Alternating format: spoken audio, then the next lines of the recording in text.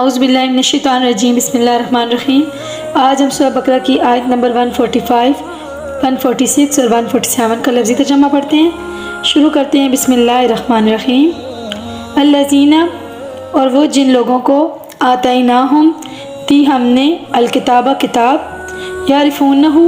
وہ پہچانتے ہیں اس کو، کما جیسا کہ یعرفون وہ پہچانتے ہیں، ابناءہم اپنے بیٹوں کو،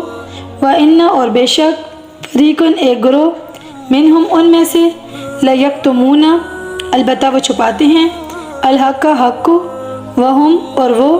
یعلمون وہ جانتے ہیں۔ الحق حق من ربک ان کے رب کی طرف سے ہے، فلا تکونن تو ہرگز آپ نہ ہو جائیں،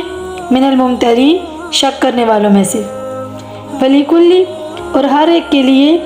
وجہتن ایک سمت ہے، ہوا وہ، مولیہا اس کی طرف رخ کرتا ہے، فاستبقوا الخیرات بس تم سبقت لے جاؤ نیکیوں میں، اینما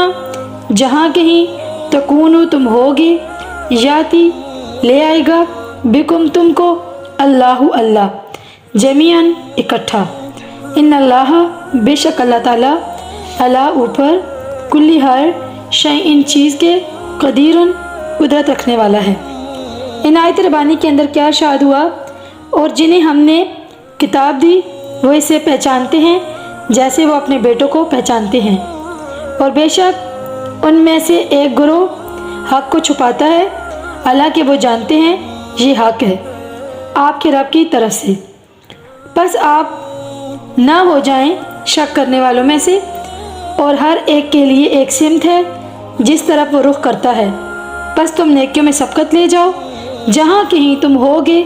اللہ تمہیں اکٹھا کرے گا، بے شک اللہ ہر چیز پر قدرت رکھنے والا ہے۔ اللہ ہم سب کو ہر روز قرآن پاک پڑھنے کی اور سننے کی سعادت نصیب فرمائے، آمین۔